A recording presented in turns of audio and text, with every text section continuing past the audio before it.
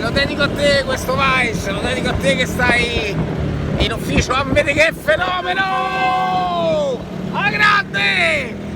Passaggio di 3 corsie per andare a sinistra. Sta a sinistra a macello. E allora a te che stai in ufficio aspettando che squilla il telefono, tutt'al più su quelli della Nespresso, tutt'al più su quelli della Wind o della Telecom, muovi il culo, perché chi vai in giro lecca, chi sta in ufficio si secca. A te che pensi che hai dei diritti, che ti deve qualcosa qualcuno, che qualcuno deve fare qualcosa per te?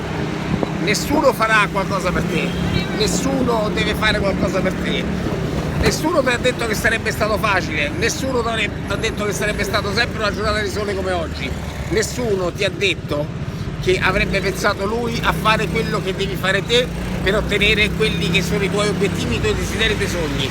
Nessuno deve fare qualcosa per te, ti sia chiaro il concetto? Nessuno ha doveri nei tuoi confronti che siano diversi da quelli che tu hai nei confronti del prossimo. Il rispetto, l'unica cosa dovuta. Ma secondo te sto male? Viva la vita, tutta la vita.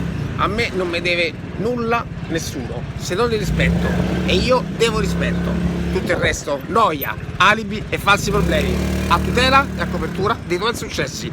Io vado in giro, vado a leccare e non solo freni, viva la vita, tutta la vita, bella per te. In house, on house,